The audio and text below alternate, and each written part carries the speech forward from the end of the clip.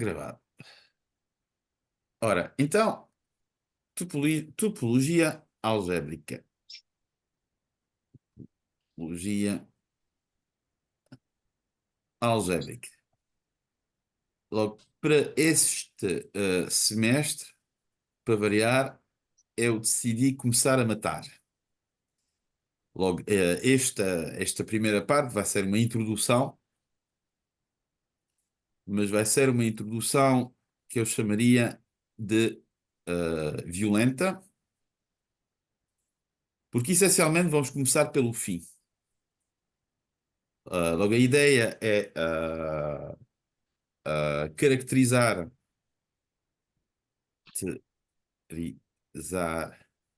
o grupo fundamental. Eu já vou explicar, já vamos ver o que é, aliás, vamos construí-lo a partir dos revestimentos. Logo, aqui nós não sabemos ainda o que são revestimentos e ainda menos o que é o grupo fundamental. Logo, vamos fazer esta caracterização, mas vai ser relativamente informal. Ou seja, isto vai ser dado com as mãos a abanar de forma mais intuitiva. A ideia aqui é de adquirir intuição sobre os vários objetos e começar a falar de revestimentos, que não é uma noção que eu considero fácil. Começar já a dar uma camada sobre revestimentos, porque vai ser fundamental uh, para a construção e para o estudo do grupo fundamental lá mais para o fim. O interesse desta abordagem, pois já expliquei um bocadinho a introdução dos vários conceitos, é também que, entre aspas, é a abordagem correta. A abordagem correta. Ou seja, a boa forma de ver as coisas. É a partir dos revestimentos. Bem, então, uma vez esta parte introdutiva feita, a ideia do grupo fundamental é associar a X um espaço topológico, um objeto algébrico, ou seja, um grupo, π1, vamos chamar π1 de X, o grupo de Poincaré, chamado às vezes de Poincaré, ou grupo fundamental, que fornece um invariante da topologia, no sentido seguinte, é que se nós temos, imaginamos um φ e y, não, φ, um homeomorfismo, φ homeomorfismo, logo o que é o homeomorfismo? É uma função bijetiva bicontínua, y, obviamente, outro espaço topológico. Então, os grupos fundamentais de X e de Y são iguais. Logo, em particular, se são diferentes, ou seja, em particular, se π1 de X é diferente de π1 de Y, então X e Y não são homeomorfos. Homeomorfos. E pronto, é uma associação, ou seja, que são grupos, como eu disse, e é uma associação de forma a poder combinatorialmente, no fundo, caracterizar a topologia do espaço X, ou seja, de um espaço X. Ou seja, o objetivo é também ser, por além de um grupo, ser um objeto combinatório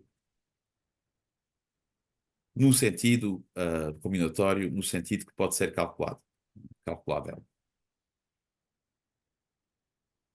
Logo, nós vamos ver vários objetos desse tipo. O grupo fundamental é o primeiro desses objetos combinatórios. Vamos ver também os grupos de homologia. Uh, Penso que não vamos estudar, não vamos ter tempo de estudar os grupos de ordem, os grupos de homotopia de ordem superior, ou seja, isto são grupos de homotopia. Mas talvez façamos ao final um pouco de cohomologia, ou talvez isso seja até um projeto uh, uh, de cohomologia, ou seja, também vamos ver grupos de homologia e cohomologia. Isto, homologia, sim, isso vamos ver. O que eu queria dizer é homotopia para n superior ou igual a 2, isto talvez mais em projeto. Uh, Vamos deixar isto assim por enquanto.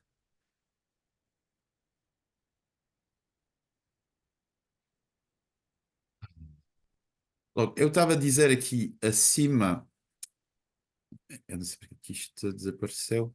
Onde é que isto vai? Esta seta. Onde é que isto?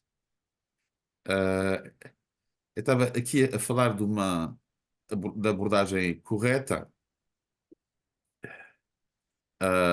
Quem é que define esta? Quem é que, quer dizer, não é só uma pessoa, mas ah, a palavra correta é correta, mas talvez a palavra, uma construção natural,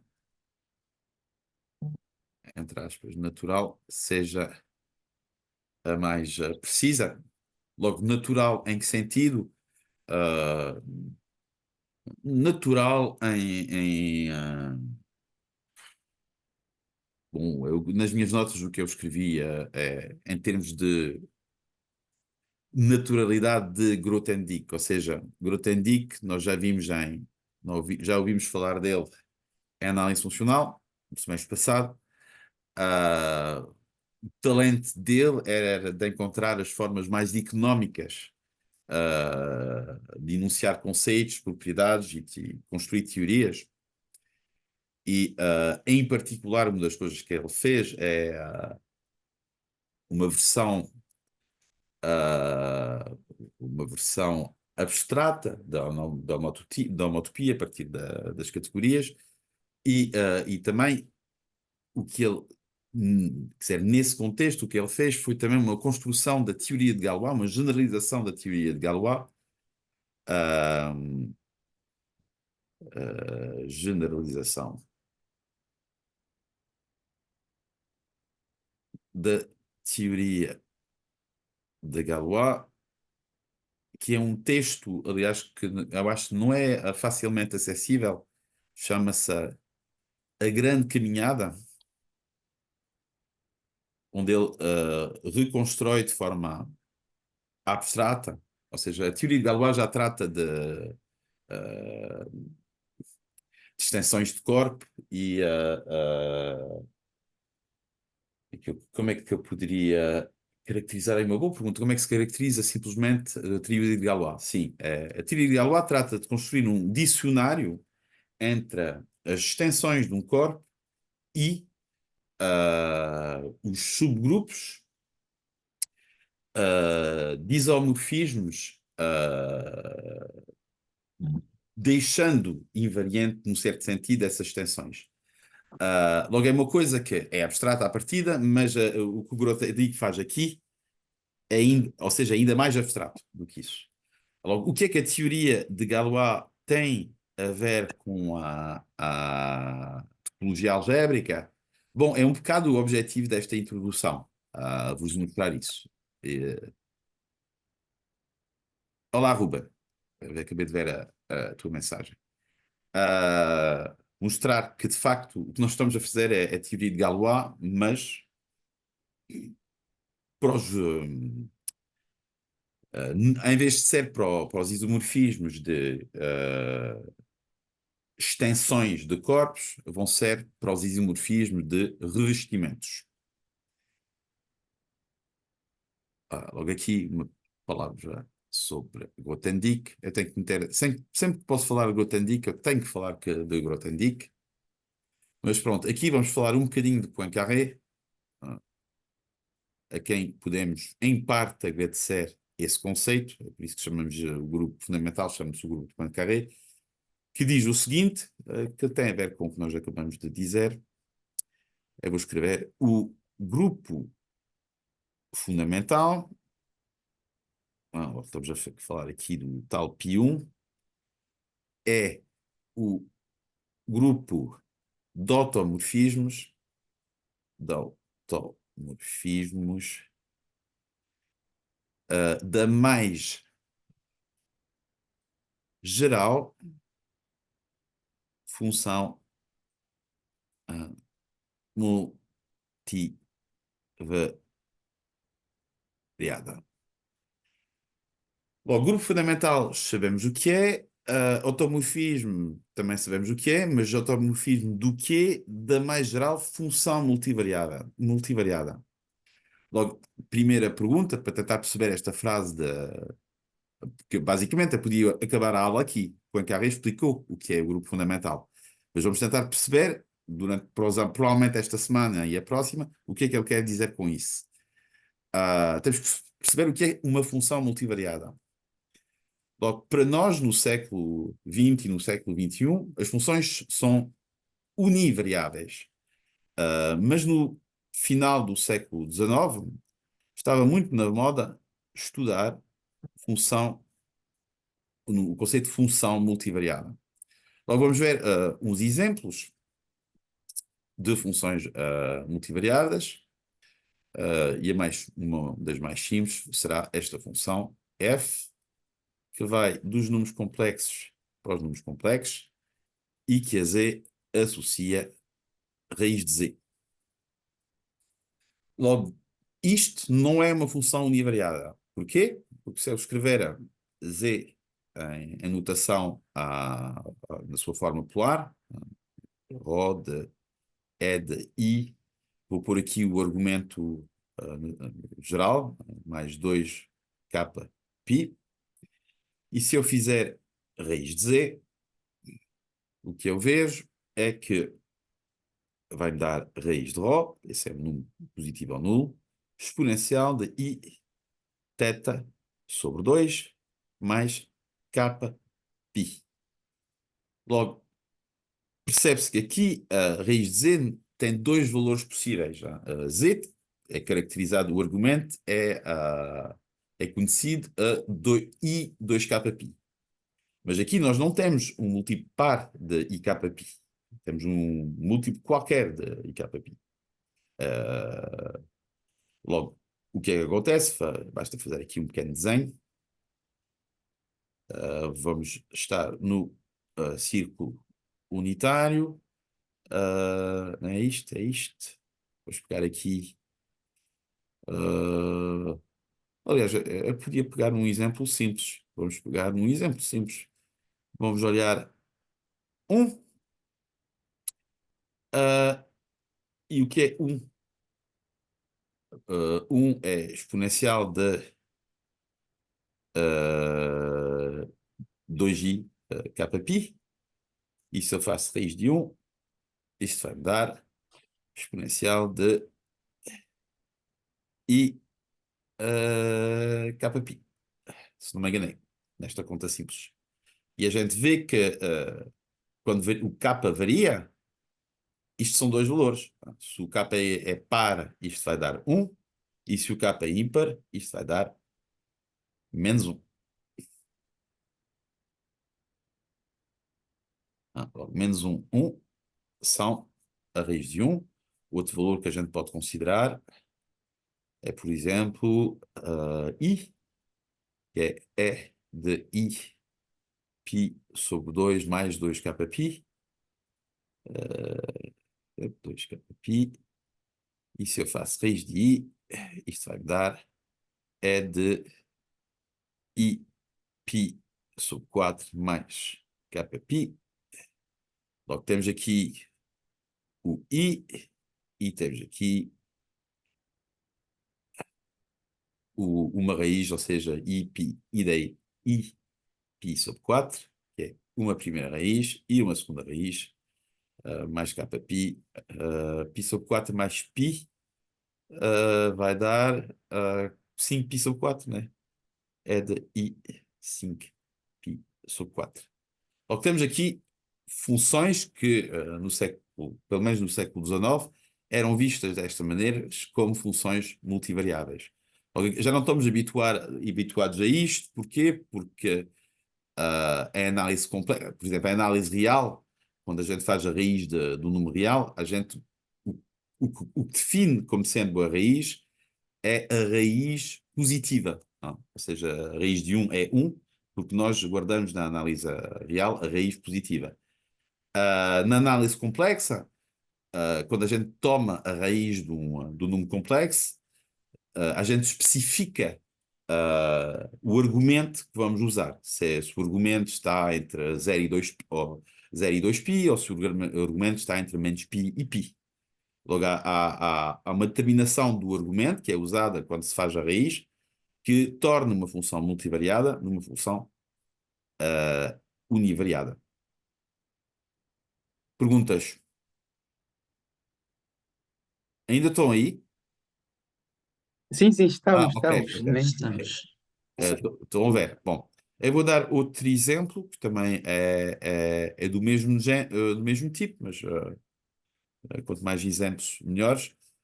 Ah, já agora, estes exemplos vão ser importantes, os dois. Outra função também inspirada na análise complexa é esta função f, que vai da C, excepto a origem, C estrela, para números complexos, e que a Z é igual que a Z associa o logaritmo de Z. Também é uma função multivariada, que nós, em análise complexa, tornamos uma verdadeira função univariada com uma especificação do logaritmo. Mas não é preciso fazer isso. Aqui vou simplesmente dar o valor. O que é que isto vai ser com esta notação aqui em cima? Isto vai ser. Doutor, o que é o C com. O que é o C com um asterisco? É o C excepto a origem. Ok, obrigado. Logo isto vai ser logaritmo de Rho mais Iθ mais 2i kπ com k pertencente a z. Portanto, logo, a função anterior tinha dois valores, era bivariada, a função logaritmo tem uma infinidade de valores diferentes.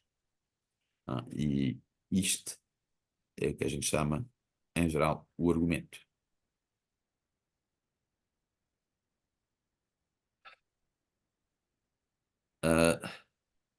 Logo, para voltar à frase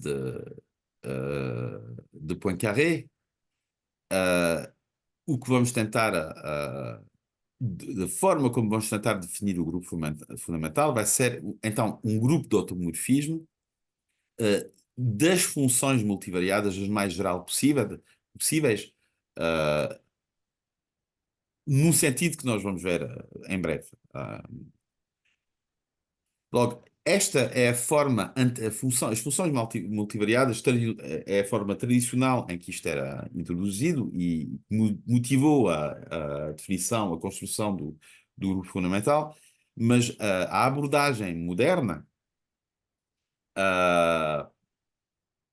e correta, aliás, coloca o problema de outra maneira. Logo, tanto a função a raiz como a função exponenciais, elas aparecem, essas funções aparecem como inversas de funções univariadas, não vou especificar, de certas funções. Logo, no caso do nosso exemplo, no caso do 1, a função que é considerada é a função que a z associa z ao quadrado, e a raiz é a função inversa, mas é multivariada. E no caso da função logaritmo, obviamente, é a função que a z associa a exponencial de z. Logo, o bom ponto de vista não é de considerar essas funções multivariadas, é de considerá-las como inversas de outras funções.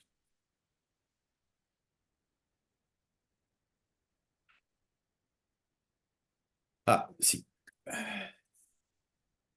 Logo, porquê que elas aparecem?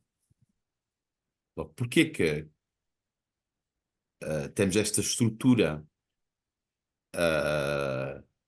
multivariada? Que estrutura multivariada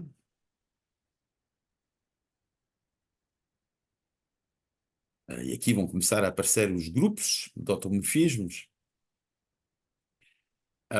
Porque quando a gente olha o exemplo 1, ou seja, a função que a z associa z ao quadrado, esta função tem uma certa característica que ela é par. Ou seja, se eu fizer a imagem de menos z, ou seja, menos z ao quadrado, é igual a mais z ao quadrado. E esta propriedade de paridade pode ser interpretada como a invariância, uma propriedade de invariância em relação à ação de um certo grupo.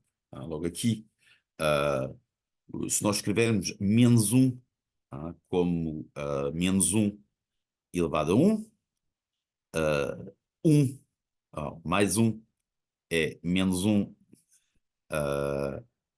elevado a 0, por exemplo, a gente vê que o grupo a dois elementos, que é essencialmente z sobre dz, que tem por elemento 0 o grupo aditivo, 0, 1, vai agir sobre as funções gerais de C para C. Não precisam de ser funções holomorfas, são quaisquer funções. E qual vai ser a ação? A ação vai ser que para um certo sigma pertencendo a G e dado uma função f, sigma de f, então, ou seja, sigma a sobre f, da função na variável z é simplesmente f de menos 1 elevado a sigma vezes z. Logo, o que nós temos aqui, a função z ao quadrado, ela satisfaz, vamos chamá-la quadrado, como é que eu chamo quadrado? Parábola, vamos chamá-la P, como parábola. O que é que ela verifica? Ela verifica que qualquer seja sigma pertencente a G, nós temos que sigma P é igual a P.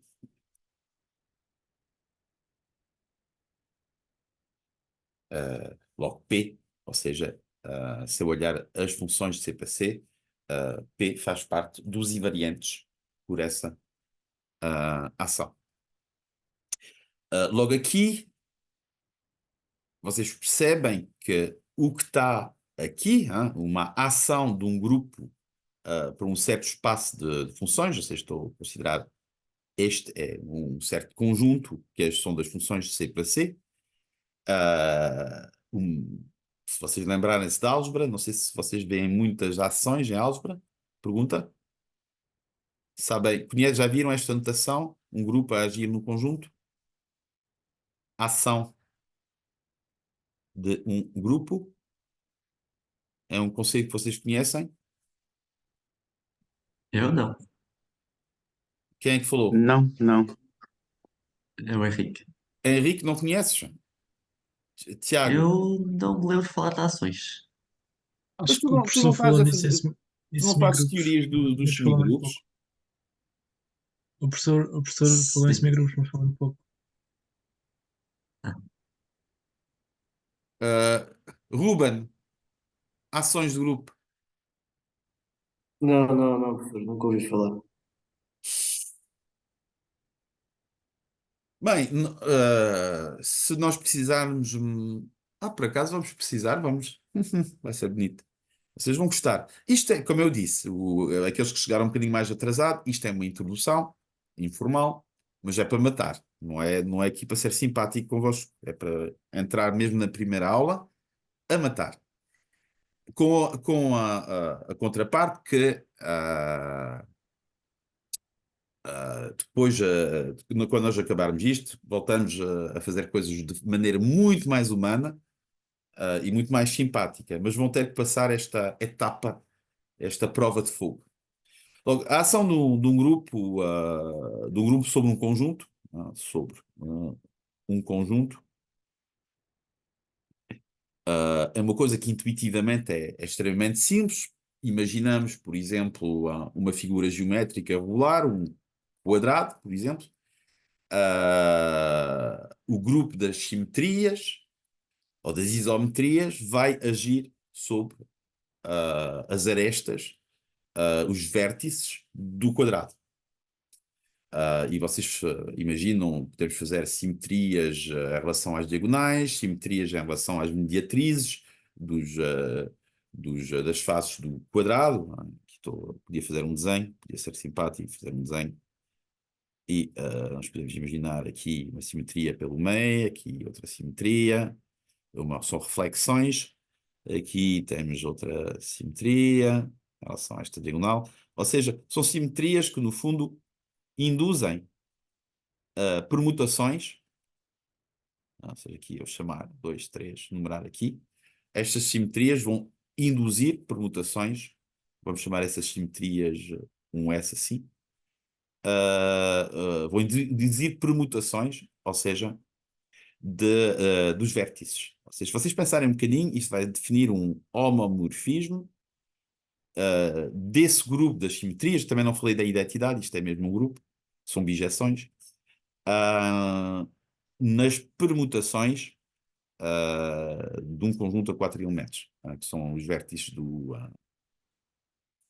do quadrado. Logo, isto é uma ação de grupo, é essencialmente um morfismo de grupo entre um certo grupo, S, neste caso, G, aqui, e um subgrupo das permutações do conjunto. É isto.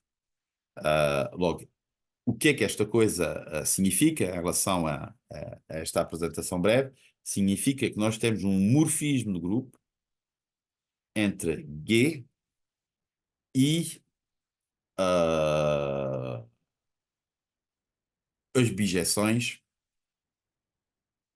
as permutações do conjunto das aplicações F de C para C. Como é que isso se vê aqui facilmente? Bem, vê-se que quando eu faço agir esta permutação, este elemento de G na função F, isto vai me dar uma nova função de F, que vai de C para C. Reciprocamente, não é muito difícil entender que esta associação de uma função a F, a esta função, é bijetiva. Exercício. Mostrar que é bijetiva. Mostrar que ou seja, que definimos uma aplicação de G para as bijeções destas aplicações e mostrar que, ou seja, é bijetiva, e também mostrar que é um morfismo. Aqui não é muito difícil, só por visto que o nosso grupo só tem 2 elementos. Logo basta verificar para os 2 elementos. Mas não se preocupe, aqui normalmente, por enquanto, não vamos precisar muito mais do que isso.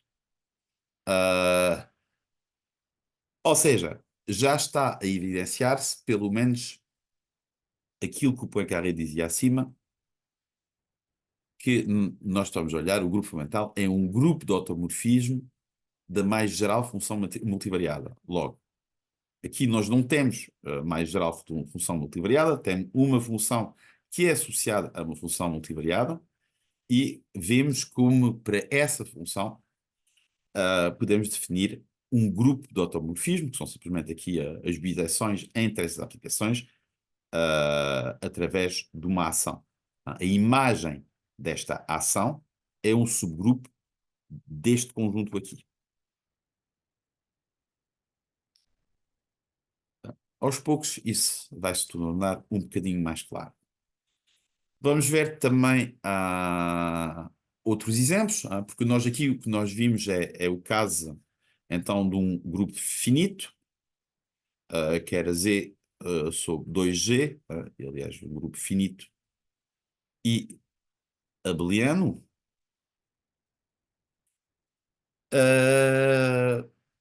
Podíamos também tentar generalizar as coisas para um grupo um bocadinho mais maior, tipo Z sobre NZ com N1 inteiro superior ou igual a 2. Logo, se eu tiver esse grupo e que eu quiser fazer agir esse grupo sobre este conjunto de aplicações, a minha pergunta é me darem um invariante.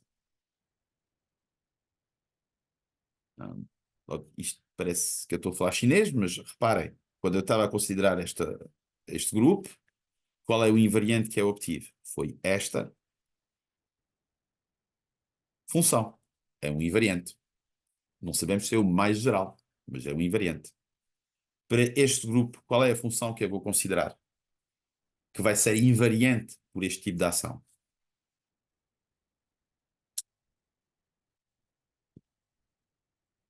Não conseguem n igual a 2 dá z ao quadrado, n qualquer, vai Então é Z ser, levantado a N. vai z levantado a n. Logo, isto é metade do problema, porque uma vez que a gente temos isto, temos que perceber de que forma vai ser invariante. Logo, aqui a ação, posso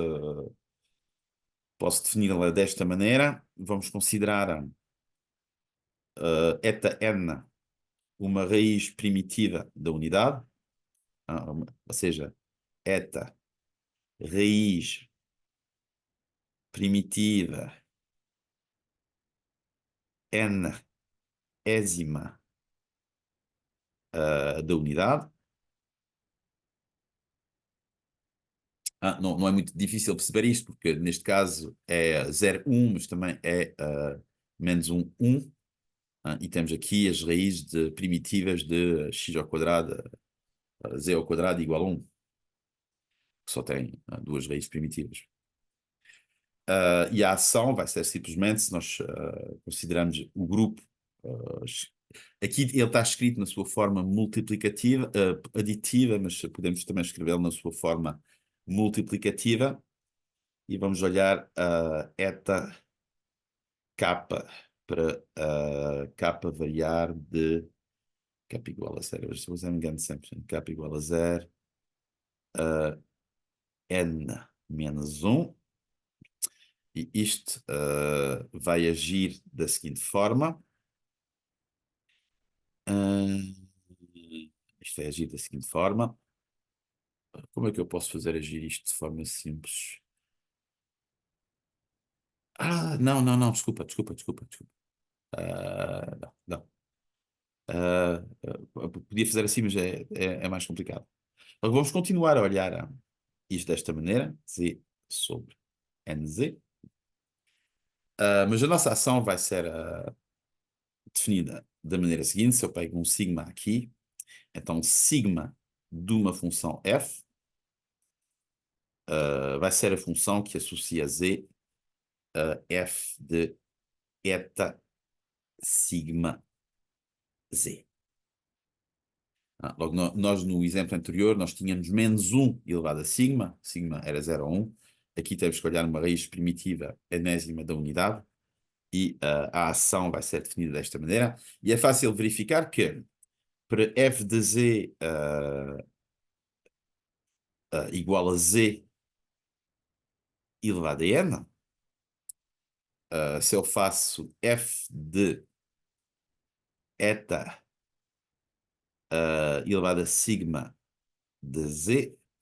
Bem, isto vai ser eta. Como é que é? Ah, sim, n sigma de Z elevado a n. E isto aqui é igual a 1. Logo isto vai dar Z elevado a n. Logo esta função é de facto invariante.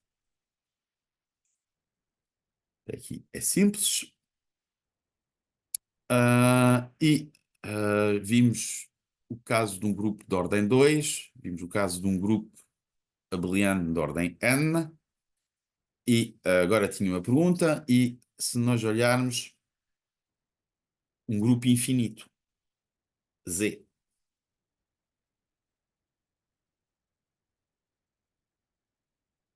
será que nós temos um exemplo de uma ação desse grupo infinito, sempre nas funções de C para C?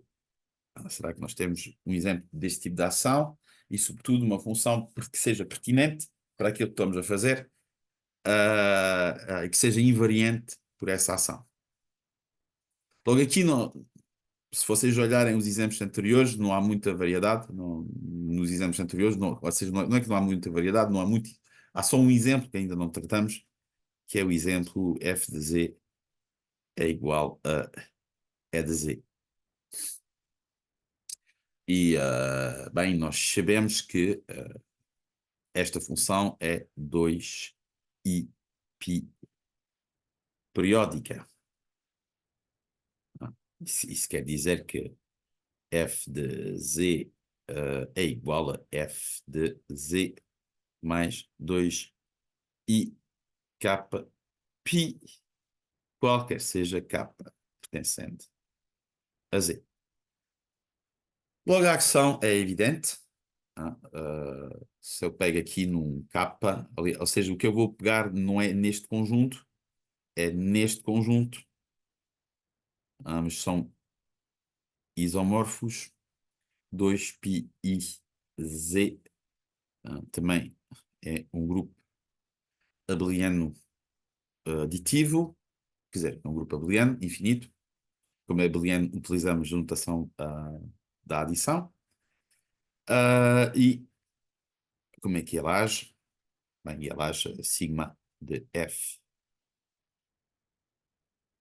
de z. Isto já está a ficar lento. Vai ser f de z mais sigma. Logo aqui são vários exemplos de ação. Vimos a ação de grupos finitos e a ação do grupo infinito corresponde à função exponencial. Logo, ou seja, voltando à frase do grupo de Poincaré, grupos de automorfismos das mais gerais funções multivariadas tem que ser traduzido em que sentido? Tem que ser traduzido em ações sobre funções, ações, o que é que eu queria dizer? Ações sobre automorfismos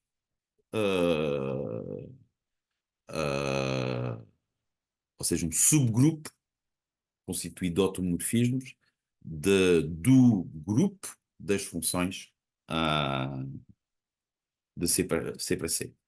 E logo aqui nos interessa, num certo sentido, a definir as funções as mais multivariadas, as mais gerais. E vocês vão ver que tanto E de Z, a função exponencial de Z, e as potências são essas funções mais gerais. Eu aqui vou pôr um título. Vamos pôr aqui o título aula 0. Se eu me deixar. Aula 0. E vamos fazer o quê? Não vamos partilhar. Vamos voltar aqui. Ele não, ele não me guardou isto. Ah, sim, já acho que me guardou. Só um instante para eu a carregar o conteúdo do quadro. Desculpa, este intervalo.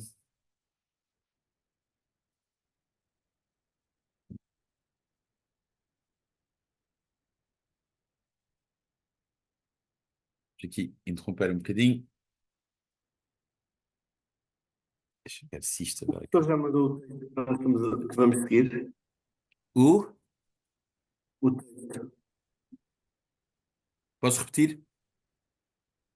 O professor já disponibilizou o texto que nós vamos seguir. O livro? Sim. Sim, é o Watcher. Queres que eu Está mande no onde? grupo? Está no mail. Está no mail, sim. Se calhar, por favor. Eu posso mandar Ah, só então para está no mail, receberes. deixa estar, eu vou buscar. Eu vou buscar ao mail, deixa estar. Ah, mas Obrigado. tu não vais encontrar isto no mail. Isto que eu estou a fazer é por invenção Sim, minha. sim, a introdução. Ok. Quer dizer, não é por invenção minha. Não, não é nada por invenção minha. É inspirada ah, é inspirado de várias fontes, aliás. Ah, aqui. Nós vamos seguir os dois primeiros capítulos, não é? O Sim, grupo fundamental e homologias. exatamente. É muita matéria. Ok. Seja dito. Parece, é só 2 capítulos. Não, é imensa matéria. Ora bem, vamos recomeçar. E deixa-me ver aqui um segundo. Eu não queria falar do horário das aulas. Hum? O professor não queria falar dos horários das aulas.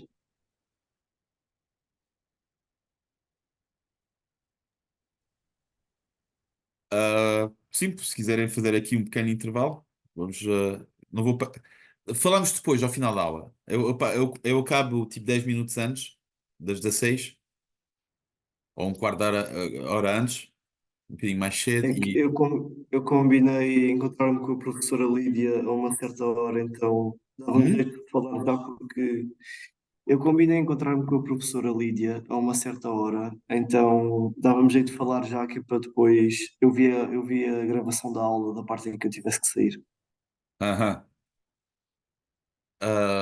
Ok, ok. Então, nós tínhamos, não, acho que tínhamos combinado das 14 às 16 já a segunda, e das 16h30 e das 15h30. Já estou variado, das 16h30 às Às 18h30 18h30. na quinta. Sim. Sim.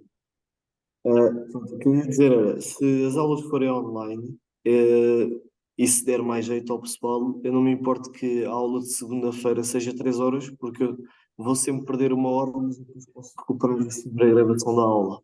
É Uhum. como quiserem.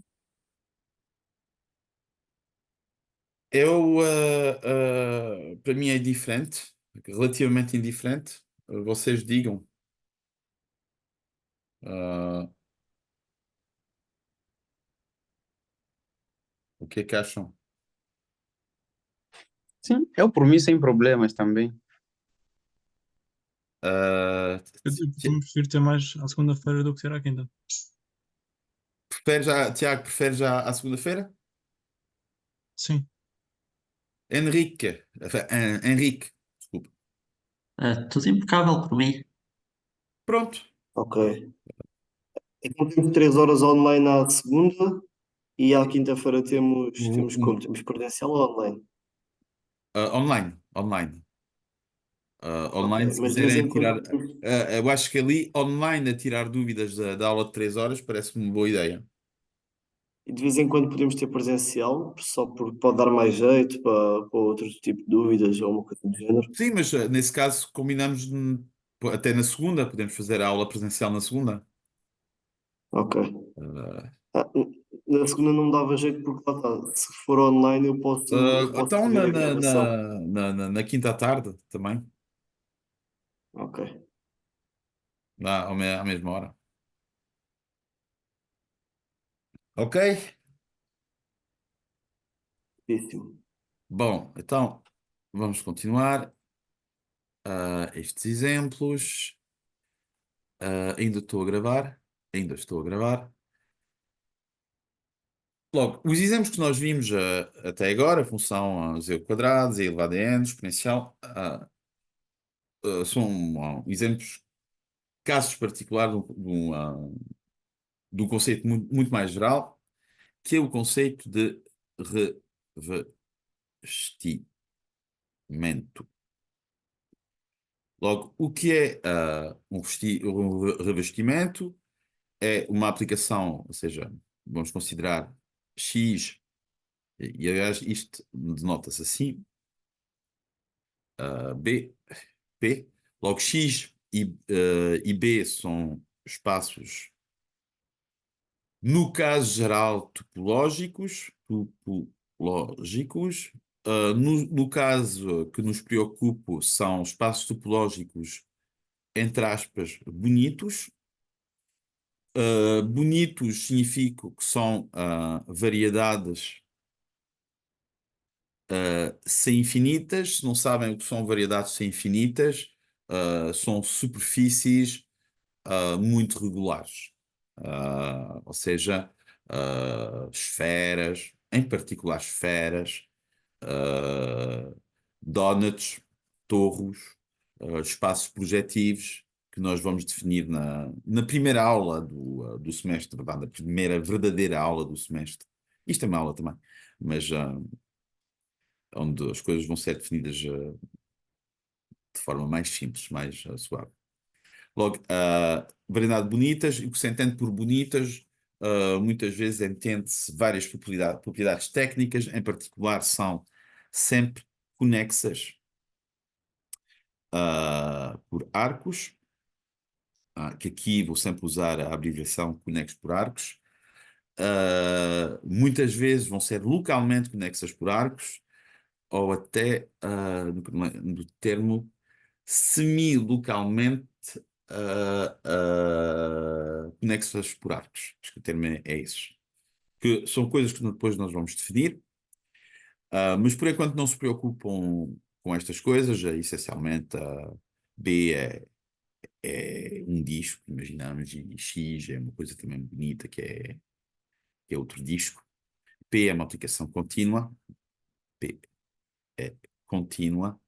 E vamos sempre assumir, de uma certa forma, P sobre jetiva, porque se não é sobrejetiva, simplesmente tiramos, só consideramos a imagem de P. O B vai ser a imagem de P. Ou seja, nós queremos que P de X vai ser o nosso B. B no revestimento chama-se a base, e X chama-se em geral o espaço acima. Espaço acima. Logo, essencialmente, se pensarem bem, o revestimento é um tripleto. É um espaço acima, uma base e uma aplicação do primeiro para o segundo. Como é que isto se relaciona com o que nós vimos nos exemplos anteriores? Bem, uma função multivariada esconde-se aqui e vai ser simplesmente a função que a um elemento da base vai associar a fibra acima deste elemento, ou seja, a imagem recíproca desse elemento. Logo, a função P é subjetiva, em particular, não nos vai, ou seja, vão aparecer casos onde ela é injetiva e até bijetiva, mas esses casos onde o P torna-se uma bijeção, vamos fazê-los desaparecer e já vou explicar como. Logo, P menos B vão ser o conjunto. Desculpa, aqui, isto agora está-me a chatear. Vai ser o conjunto do X pertencendo a X, tal que P de X é igual a B. E isso é exatamente aquela definição que nós vimos. É a definição do logaritmo, é a definição da raiz, raiz quadrada ou raiz enésima. Outra notação que só voltaremos a ver daqui a um ou 2 meses é x de B ou x índice B, consoante o dia. Isto tem um nome, é fibra em B. Logo, yeah.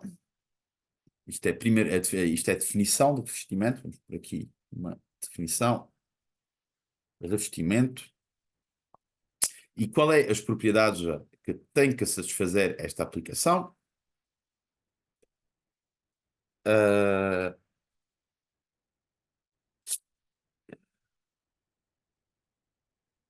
Aliás, aqui só preciso de uma propriedade. Qualquer seja, não, tem que satisfazer o seguinte, que é que qualquer seja B pertencendo à base, existe uma vizinhança aberta de B, tal que P menos 1, ou seja, a imagem recíproca por P, temos aqui X, temos aqui B, fiz aqui um pequeno desenho daqui olhar o B, vamos pôr aqui o ponto B, aqui à volta vamos pôr a nossa vizinhança U.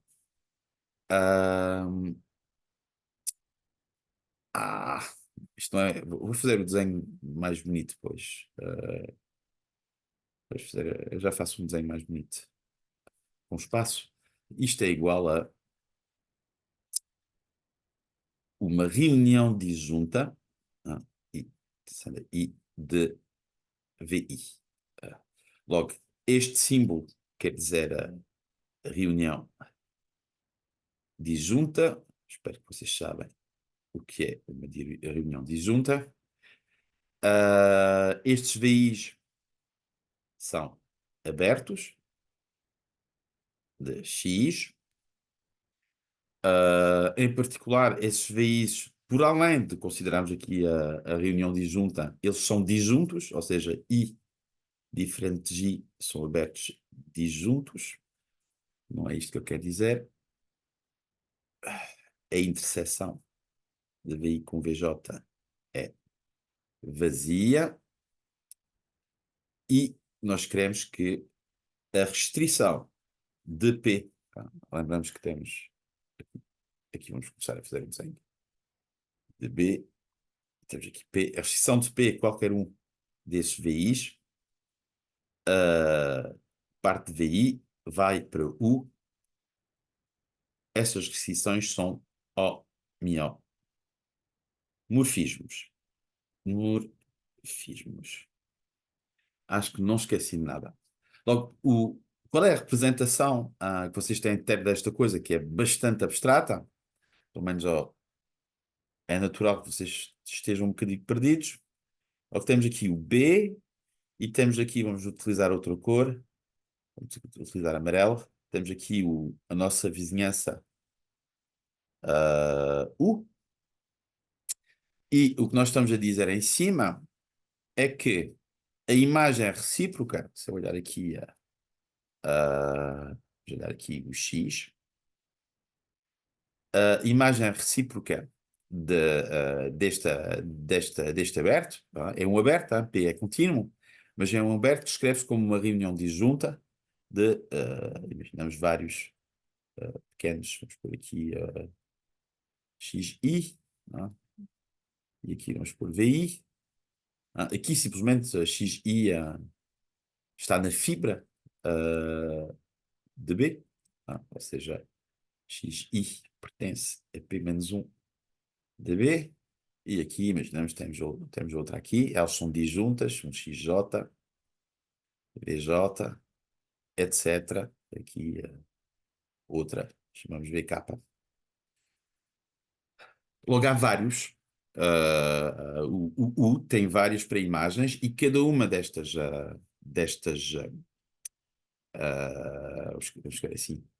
restrições, imaginamos P restrita VI, e aqui outra cor P restrita VK, são homeomorfismos. São uma bijeção. Em particular, quando a gente olha para isto é uma consequência que nós não vamos utilizar, mas que é relativamente fácil observar aqui pela definição, é que esta fibra P-1 de B é discreta. Isso quer dizer o quê? É que os elementos, os xis, são pontos isolados. Logo, isso é evidente pelas definições, porque nós temos abertos esse VIs.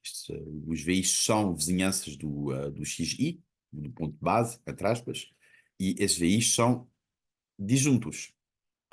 Isso quer dizer que para a topologia induzida na fibra, são pontos isolados. Logo, a fibra, isso diz que a fibra é discreta.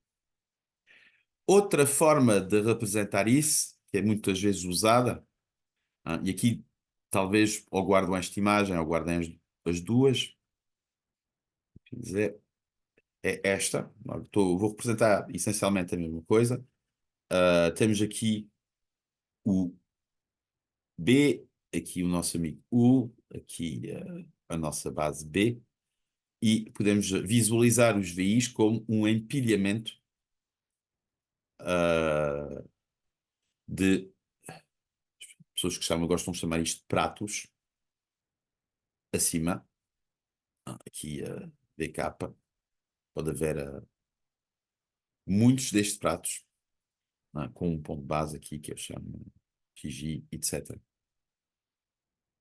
Logo aqui está representado a imagem recíproca da U, e no fundo o P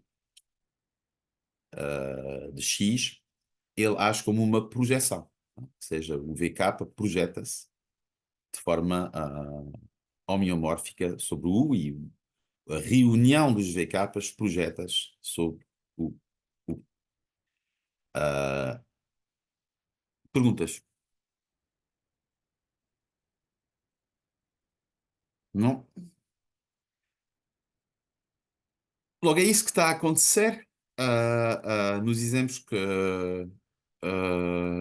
nós vimos. E vocês vão ver como é que esta construção, esta noção de revestimentos,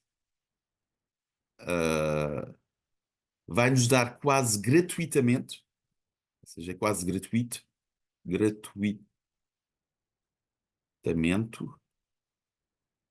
uh,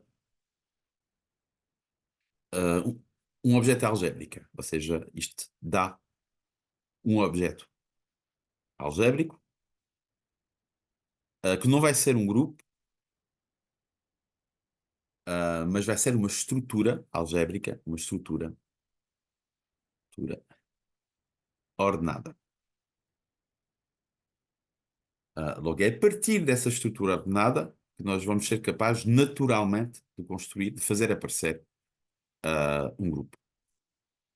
Logo, aqui vamos ver um exemplo. Exemplos.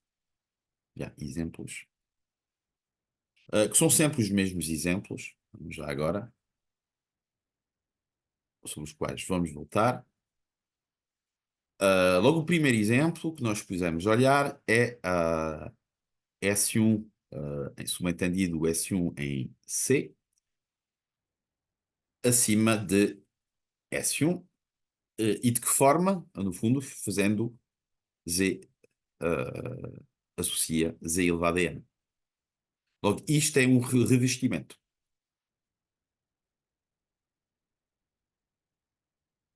Se nós voltássemos ao desenho que eu tinha feito, vamos fazê-lo para N igual a 2. Nós tínhamos visto, eu tinha feito aqui um pequeno desenho. Vão ver como é que é claro nesse desenho. Tinha olhado I, e eu tinha olhado raiz de I. Ou seja, raiz de I é a imagem recíproca, é a fibra. E nós tínhamos visto que, ou seja, a imagem recíproca de I ao quadrado nos faz aparecer duas raízes. Assim. Nós tínhamos aqui corresponde a π sobre 4 e aqui a 5π sobre 4. Se bem me lembro. 5π sobre 4. É de Iπ sobre 4 e é de 5π sobre 4. Logo, como é que aparecem aqui vamos olhar, vamos pôr aqui I, vamos chamar isto nossa vizinhança U, e vamos tentar representar as fibras. Bem, como é que aparecem estas fibras? Vão ser aqui uma em E de I π sobre 4 e outra centrada em E de I 5π sobre 4. E são fáceis de ver aqui no desenho. Imaginamos, por exemplo, a nossa vizinhança aqui, U, vai ser isto. E a imagem inversa, ou seja, aqui estou elevando ao quadrado, ou seja, a raiz vai fazer aparecer à volta dois pequenos intervalos. Ou seja, se eu escolher o intervalo aqui U suficientemente pequeno, é claro que para a imagem de U vão ser dois intervalos à volta das pré-imagens de I. Que são as pré-imagens de I, são os raízes de I. E é claro que esses intervalos vão ser homeomorfos ao intervalo U. É claro para toda a gente isso. Também há outra forma de ver Eu isso. não percebi, professor. Pode repetir? Vou fazer o desenho. Ok. Vou fazer o desenho. Vamos olhar aqui então a nossa base S1 e vamos sempre olhando o n igual a 2. Vamos olhar. Eu vou tentar não me enganar. Logo temos aqui. Então já fiz a geneira. Isto assim. Assim. E vamos dar outra volta. Sim, exatamente. Tem que dar duas voltas. Isto é a vezes. Isto é suficiente? Acho que sim. Isto é suficiente. Logo, isto é S1, onde nós torcemos S1 e temos um primeiro círculo, que não se vê muito bem, mas vou-vos pedir um pequeno esforço de imaginação. Temos aqui um primeiro círculo completo, ou seja, vem aqui e vai aqui, quando se projeta, pelo menos, e depois temos ali em cima outro círculo. E se eu pôr aqui o meu, o meu I, vai ter duas pré-imagens que eu tenho que fazer o meu desenho um bocadinho melhor. Logo, este está aqui em frente. É mais gordo porque está aqui em frente. Este também é mais gordo porque está aqui em frente. Este aqui está um bocadinho atrás. Vamos pôr aqui outro desenho. Isso vai aqui atrás. E este aqui também vai atrás. Ou seja, este é mais gordo assim. E os traços mais finos é aqueles que estão atrás. Eu podia, depois eu posso fazer outra representação disto num cilindro para ser mais fácil de ver. Mas o que eu quero dizer é que as pré-imagens de I, elas vêem-se tipo, por projeção. Aqui temos uma delas e aqui temos a outra. Imaginamos que eu estou a olhar, ou seja, esta parte do círculo é mais próxima de nós. Imaginamos que vamos olhar esta parte do círculo aqui, ou seja, estamos aqui atrás. Atrás, quando eu vou olhar aqui para cima, vai-me fazer aparecer aqui outro ponto, uma pré-imagem, e aqui mais acima, outra pré-imagem. Logo aqui estamos a dar duas voltas, estamos a fazer fazer o S1 dar duas voltas. Ah, reparem, o que é que eu estou a fazer aqui? Estou a fazer Z associa Z ao quadrado. Logo, vocês percebem que quando estou a fazer o Z, basta dar meia volta. Eu estou a dizer, sim. Meia volta vai-me dar isto tudo. Não. Uma, ou seja, dou aqui uma, que é meia volta. Esta volta aqui, esta coisa aqui que estou a fazer, vai dar meia volta de S1 e vai corresponder aqui a uma volta inteira. Depois, quando venho aqui, o que é que resta? Falta fazer esta parte aqui e a outra metade vai-me dar outra volta. Ou seja, Z elevado a 2 faz rodar duas vezes em torno de S1. É por isso que eu dou este nó sobre S1 para ver que, ou seja, metade de S1 dá para fazer uma volta inteira. Perceberam alguma coisa ou não? Não? Estão silenciosos? É um bocado estranho, professor, ainda. Não? Bem, o que é que eu queria dizer? Eu estou a dizer, é um bocado estranho ainda. Se calhar é por ser a primeira vez Sim, que estou a dizer com mas isso. a ideia é que eu estou a fazer z ao quadrado. O que é que faz elevar ao quadrado? Multiplica o argumento por 2. Logo, quando eu dou a primeira volta verde, o que é que eu estou a fazer? Estou a fazer π. Estou a fazer meia volta. Estou a dar uma volta de π. Elevado ao quadrado vai-me dar 2π. Uma volta inteira em S1. Depois, uma vez que fiz π, tenho que ir de π até π sobre 2. Até 2π, que é a parte laranja. Como estou a multiplicar o argumento por 2, esse de π a 2π vai dar uma volta inteira, uma nova volta, em torno de S1. Mas pronto, ou seja, este desenho tem uma desvantagem que não se percebe muito bem o que é que eu estou a fazer, mas tem outra vantagem que se vê bem quais são estas vizinhanças.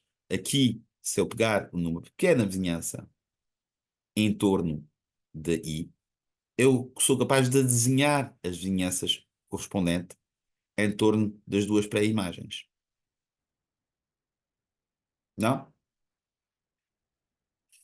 Ok, já percebi mais ou menos até. Mas Ah, eu depois faço isso sozinho. pois, porque a cena aqui é que eu podia fazer o desenho, em vez de fazer este horror que está aqui, eu podia simplesmente fazer S1 e vos dizer: olha, S1, vamos dar meia volta. Aqui está, meia volta. Quando eu dou meia volta, dou uma volta inteira do S1. E depois vamos dar outra volta, outra meia volta, para completar S1 inteiro. E vamos dar novamente uma volta em torno de S1, porque estamos a levar a Z ao quadrado. E Ah, depois, ok, ok. e depois dá para ver, ou seja, mas depois é o mesmo desenho que está aqui. Se eu desenhar as coisas aqui, é o mesmo desenho que está aqui, porque eu tenho o I que está aqui, o I em amarelo.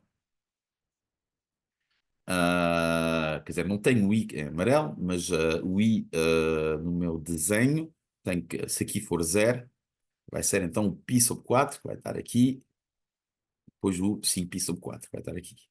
Π sobre 4, π sobre 4. Imaginamos que é uma coisa assim. Mas depois eu enganei-me completamente aqui na orientação, porque seria até ao contrário.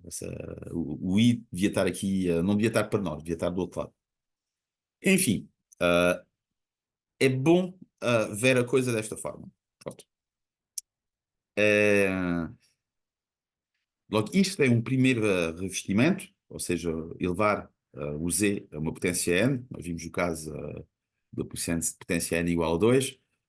Só para vos baralhar ainda mais, eu posso fazer isto, isto, isto, isto, isto e isto.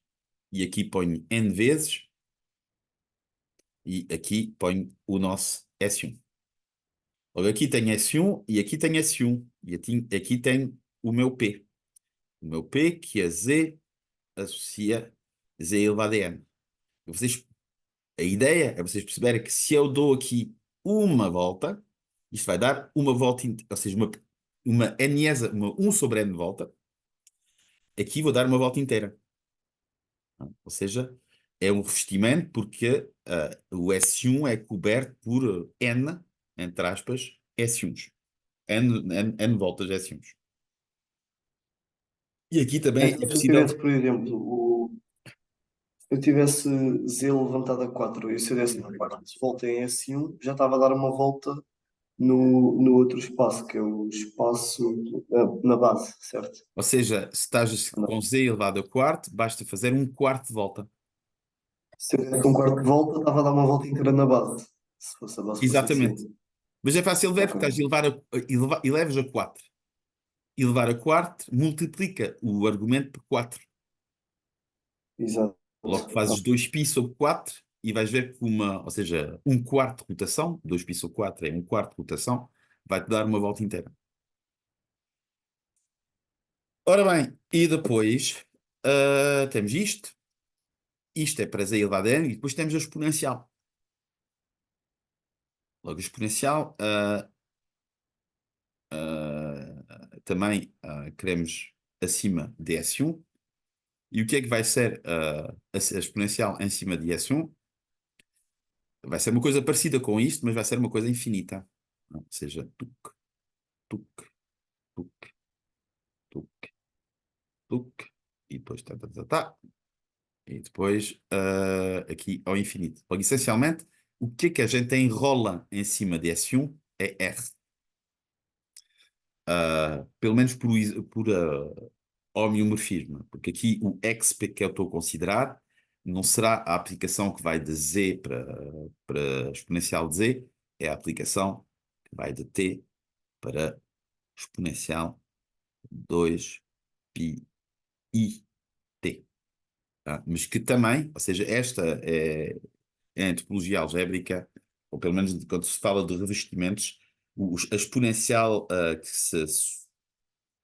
se usa é esta exponencial 2π i t. Logo, o que nós acabamos de ver é vários revestimentos de S1. Ou seja, isto são vários revestimentos de S1, que são os Z da Z elevado a N, de S1 para S1, e são estes, e o vai de R para S1, que é T associa exponencial 2π i t. Logo, exercício para vocês, que é um exercício muito saudável fazer com a geometria diferencial de base, é demonstrar que são revestimentos. Demonstrar que são de facto, que sim, são revestimentos, que satisfazem aquela hipótese que nós vimos acima. E isto é a primeira parte, que é relativamente fácil, e a segunda parte do exercício é demonstrar que não há outros. Não há outros revestimentos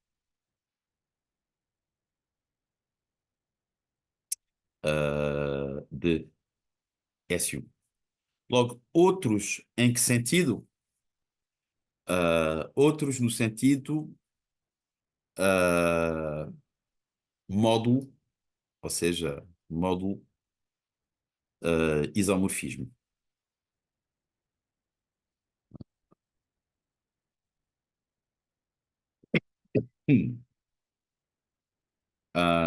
Ou seja, uma bijeção, não há não há outros revestimentos. Logo aqui eu preciso de explicar o que é vamos precisar de uma definição que eu não queria dar já. Depois já vou explicar o que é um isomorfismo de revestimento. Mas, essencialmente, aqui o que é que se pretende? Pretende vocês mostrarem, pelo menos à mão, intuitivamente, que quando nós temos uma aplicação subjetiva, ou seja, o que se pretende aqui fazer é quando nós temos uma aplicação X, uma variedade. X é uma variedade sem infinita. E consideramos uma aplicação P para S1 e podemos considerar que o P é sem infinito, para simplificar as ideias. É mais fácil.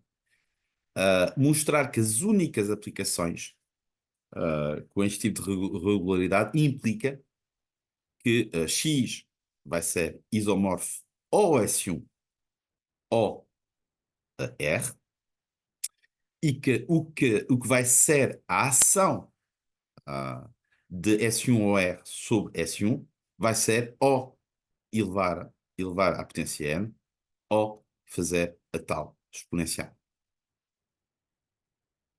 Reparem, e eu não vou fazer a demonstração, isto é só um exercício saudável, pelo menos pensar, ou pelo menos não é preciso escrever as equações todas, mas pelo menos imaginar. Reparem que se eu tenho, isto é análise matemática 2, se eu tenho uma aplicação sem infinita que vai de x para S1,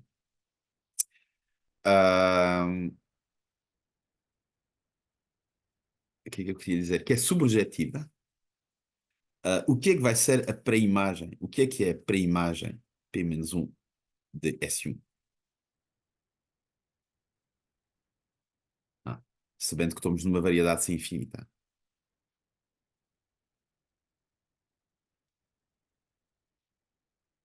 Bem, não há muitas pré-imagens possíveis a estas coisas. Ou seja, se vocês pensarem um bocadinho na diferencial, pensam, por exemplo, na aplicação jacobiana, entre as duas, para chegar a S1, a imagem recíproca, esta coisa vai ser uma subvariedade de X e qual é a dimensão dessa subvariedade. E vão ver que tem que ser necessariamente a pré-imagem. Tem que ser necessariamente isomorfa S1 ou R. Bom, depois a questão de saber se é z elevado a n ou se é exponencial, isso tem simplesmente. Bom, isso é outra questão. Não vamos falar disso agora. Exercício saudável. Antes de continuar, vamos precisar fazer. Sim. Sim, uma pergunta aqui, estou a ver. Ok. Até já, Ruben. Ora bem, hipóteses. Logo, as hipóteses que nós vamos fazer, antes de continuar. Hipóteses. Eu já falei um bocadinho sobre isso. Sim, já falamos sobre isso, desculpe. Ou seja, X e B são bonitos, são variedades, conexos por arcos e localmente conexos por arcos. Se vocês não estão a ver bem qual é a diferença entre conexo por arco e localmente conexo por arco, não se importam, não vai ter muita importância naquilo que vamos ver a seguir e são coisas que vamos, de qualquer forma, definir. Eu aqui vou precisar de mudar de quadro, porque isto já está lento. Aula 2, quadro 2, não sei. Quadro 1. E vamos para aqui. E vamos pôr um novo quadro. Professor, Diz, não está a gravar bem os nomes das aulas. não estava bem? Quando põe o nome, depois tem que carregar no certinho. Porque Assim fica sempre sem título. Tem que confirmar o nome. eu depois faço isso. Depois Uhum. faço isso. Só porque já tem estas duas aulas que estão sem título. As duas. Uh, eu esqueço, eu faço isso sempre mal. Aqui, pronto. Uh, uh, só um segundo.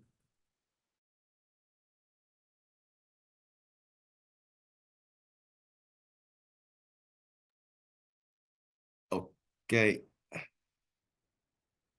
Ora bem, logo, uma das coisas que nós vamos considerar são espaços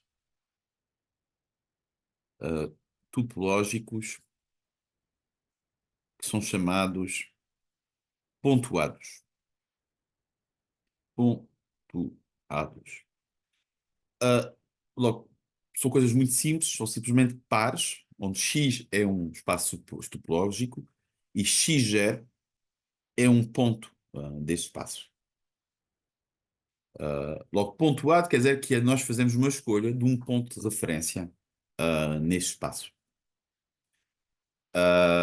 Vamos considerar revestimentos entre espaços pontuados, ou seja, X pontuado em X0, X0 é um ponto de grande X, P, que vai dar para a base B pontuada em B0.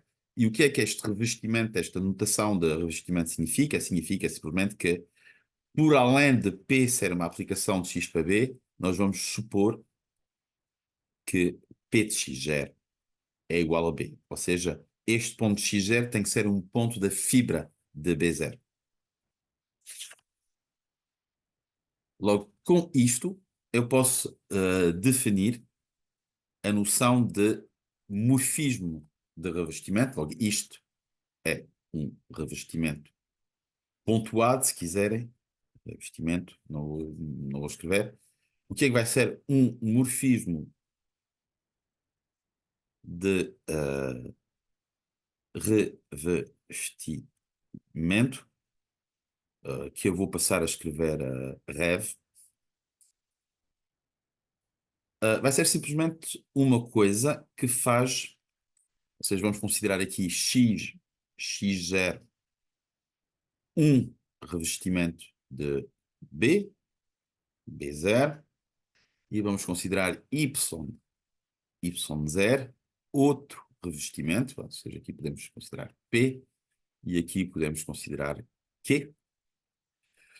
O que é que significa? O que é que vai ser um morfismo do revestimento de X ao revestimento Y? Vai ser uma aplicação H. Ou seja, esse morfismo de revestimento é H entre espaços pontuados. E o que é que isso significa? Os espaços serem pontuados significa que H de X0 é igual a Y0. H, obviamente, vamos sempre assumir que é contínua,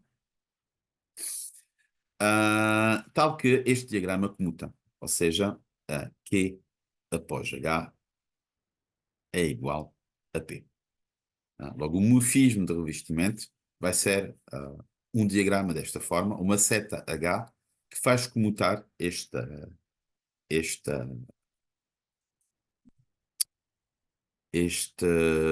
diagrama.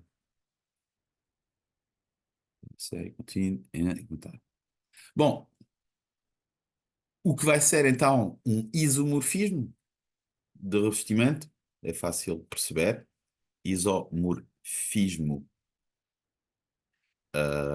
de revestimento. Bem, vai ser um H morfismo, tal que H é um homeomorfismo.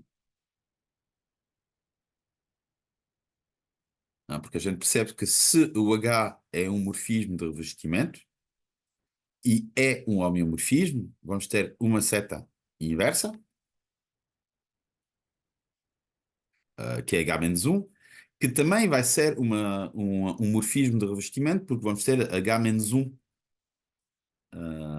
vamos ter H-1 de Y0, que vai ser igual a X0, e vamos ter Q, que vai ser igual a P após H-1.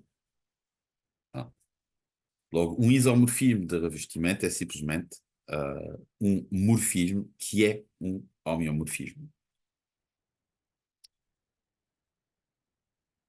Logo, o que nos vai interessar é estudar as classes de isomorfismos dos revestimentos de um certo espaço base B0.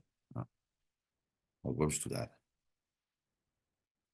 Vamos estudar as classes de isomorfismos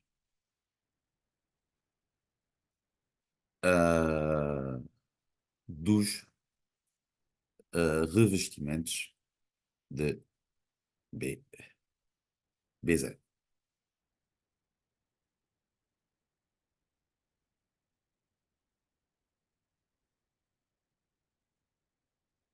Hum.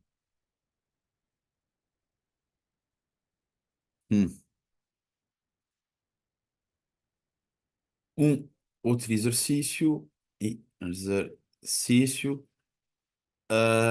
que eu também não vou corrigir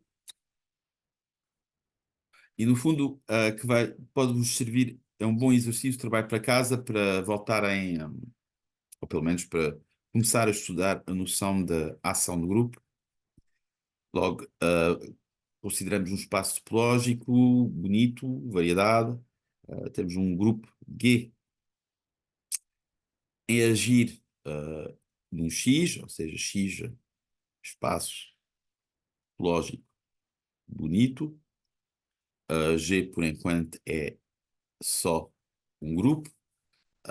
Logo, fui breve na minha explicação, mas o que é este tipo de ação? É uma aplicação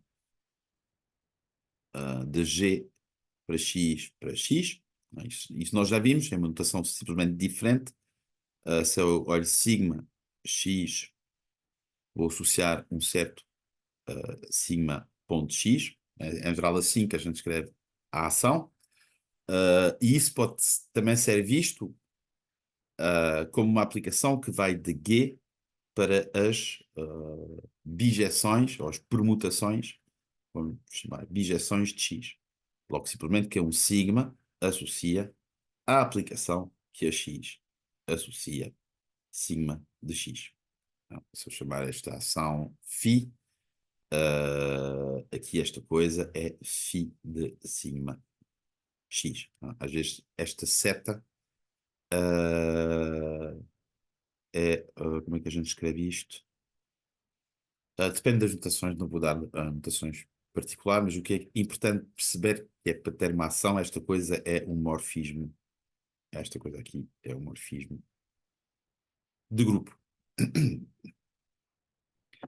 Isso quer dizer que se eu faço um produto de sigma, ou seja, sigma, linha de sigma de x, isto é igual a sigma linha vezes sigma de x. É isso que significa ser um morfismo. Logo, estamos a falar destas ações e há aqui duas propriedades que são pertinentes quando consideramos ações. Dizemos que a ação é livre. Isto é um tema importante. Quando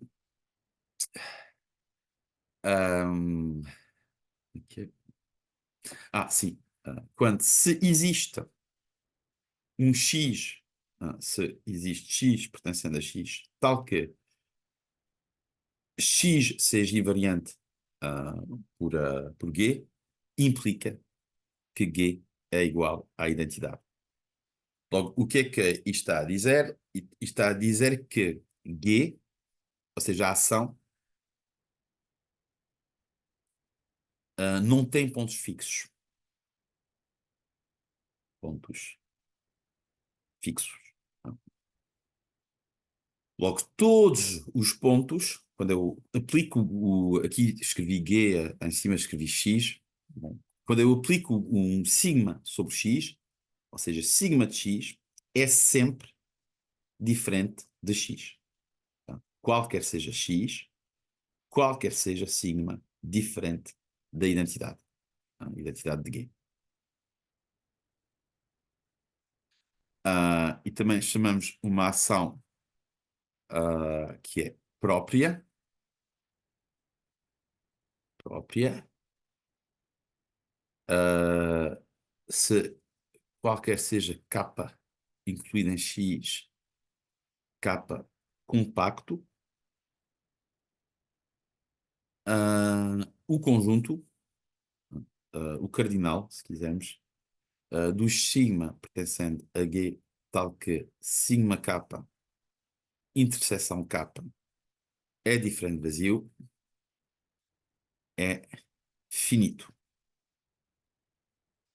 Logo, esta propriedade de ser própria tem a ver com a propriedade de uma função contínua ser própria. Ou seja, nós sabemos que se uma função é contínua, a imagem de um compacto é compacto. É o teorema de Weierstrass. O facto de ser próprio é no outro sentido, ou seja, a imagem recíproca de um compacto é compacto. Logo aqui, de que imagem se trata? Trata-se da imagem pela ação. Logo, isto é uma propriedade associada à compacidade. E também esqueci-me da mais importante, que é uma ação ser contínua. E neste caso, G tem que ser um grupo topológico. Podem ver o que é que isso significa. Significa essencialmente que a operação é contínua. E significa que esta aplicação é contínua. Logo, se nós tivermos estas três hipóteses, livre, própria, contínua, então a projeção canónica, π de x sobre G, logo isto, x sobre G é o espaço das órbitas. Se forem estudar estas noções, vão ver o que é o espaço das órbitas. É simplesmente quando eu tenho um x pertencendo a x, a órbita em x, aliás, não escreve assim, temos de ter cuidado. O que é a órbita vai ser G de x, que são todas as imagens de x pelos elementos de G. Logo, isso vai dar uma partição do espaço x, e a partir da partição vamos ter uma relação de equivalência, que é pertencer à mesma órbita. Esta aplicação, com essas hipóteses em cima, é um revestimento. Logo, porquê é que este exemplo muito abstrato é dado aqui, nesta altura do campeonato? Bem, simplesmente porque todos, ou quase todos, os exemplos que nós vamos estudar de revestimentos, não só aqui para esta introdução, vão ser revestimentos associados a uma ação contínua, livre e própria num certo grupo topológico. Tá? Estudar mais isto mais em profundidade poderia ser o objeto de um projeto. Tá? É só para vocês verem que isto é mesmo uma introdução para matar. Há aqui temas para se desenvolver. Ok. Deixa-me aqui ver o que é que falta definir. Por acaso aqui nas minhas notas pus a definição a seguir, mas esquecendo, fazendo abstração um bocadinho do exercício que acabei de vos dar, aqui vamos estudar as classes de isomorfismo dos revestimentos de B. Vamos dar um nome ao conjunto destas classes. Ou seja, dado um revestimento de B, consideramos o conjunto de todos os revestimentos que são isomorfos, seja dado, por exemplo, o conjunto P, o revestimento P, vamos olhar todos os revestimentos Q que são isomorfos a P, ou seja, por quais existe um isomorfismo de revestimento. Foi definido aqui. Logo, o conjunto dessas classes de isomorfismos, que são elas próprias conjuntos de revestimentos isomorfos, vamos dar um nome que é Rev de B pontuado em B0. Logo, isto é um conjunto de classes de isomorfismos. Grosso modo, é um conjunto de revestimentos e nós olhamos revestimentos a isomorfismo, módulo isomorfismo, como se diz.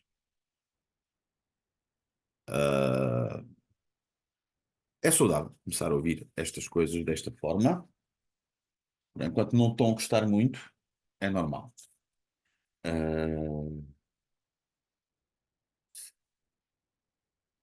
Ok.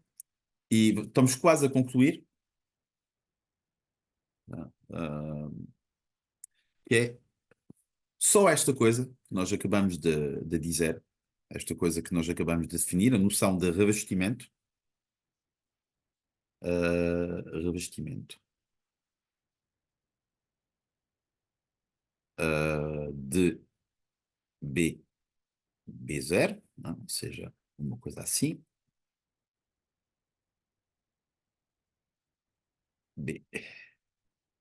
B0, que notamos P. Vai módulo isomorfismo, vai nos permitir definir neste conjunto dos revestimentos uma ordem natural.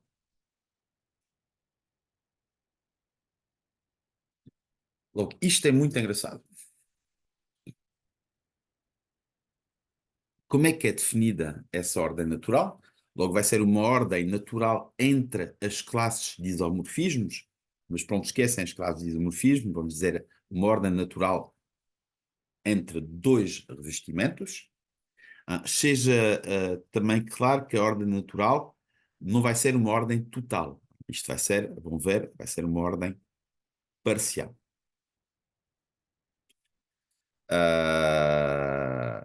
Bem, simplesmente nós queremos comparar dois, entre aspas, duas classes de isomorfismo, mas vamos dizer dois revestimentos, e queremos dizer que um é maior do que o outro. Logo, como é que eu faço de maneira natural para dizer que um revestimento é maior do que o outro? Conseguem ver como é que a partir deste esquema conseguimos definir um revestimento acima do outro? X está acima de B. Y é um revestimento, está acima de B. Como é que eu posso comparar a altura, as alturas entre X e Y? Bem, simplesmente dizendo que se eu tenho uma seta entre X, de X até Y, H, se existir um H de X pontuado, isto é tudo sempre aplicações pontuadas para Y, Y0, H que seja contínua, tal que o diagrama aqui acima comuta, ou seja, Q após H é igual a P, então dizemos que X0 está acima de Y0. Logo, isto não é uma ordem total, porque nem sempre percebemos se existe uma aplicação que satisfaz estas coisas. Mas quando existe, isso nos permite dizer que X0 está acima de Y0. Logo, define uma forma de comparar, de ordenar os revestimentos. Logo, o que nós vamos fazer na próxima aula, que nós não vamos fazer agora, porque vamos lá ver, a parte quase mais técnica de toda esta demonstração é justificar, demonstrar que esta relação de um revestimento estar acima de outro é de facto uma relação de ordem. Logo, falta verificar a demonstração. Demonstração. fato de verificar que isto é uma relação de ordem. Relação de ordem. Já agora, só muito brevemente, relembrar os axiomas das relações de ordens. Uma relação de ordem tem que ser reflexiva, ou seja, x, x0 está acima de ele próprio, x, x0. Uma relação de ordem tem que ser antissimétrica, ou seja, se x está acima, x, x0 acima de y, y0 e y, y0 está acima de x, x0, então x e y são isomorfos. Isto implica x e y isomorfos. E temos de verificar porque é que eu pus antissimétrica aqui, tem que ser transitiva. E era esta que eu queria pôr em primeiro, ou seja, que x, x0 acima de y, não vou pôr o ponto base, y acima de b, de z, desculpa. Então, x está acima de z. Logo, aquilo que eu posso vos pedir para vocês prepararem para a próxima aula é verificar que a transitividade e a reflexividade são triviais. Logo, triviais quer dizer que pensamos 5 minutos e observamos que, sim, é verdade, é trivial. A reflexiva é trivial porque basta pegar H, a identidade. A transitiva é um bocadinho menos trivial, mas não é muito. Tem que se fazer os diagramas e verificar a comutatividade de um certo diagrama. A antissimetria, como eu disse, é mais técnica. E é isso que vamos fazer na próxima aula. Perguntas?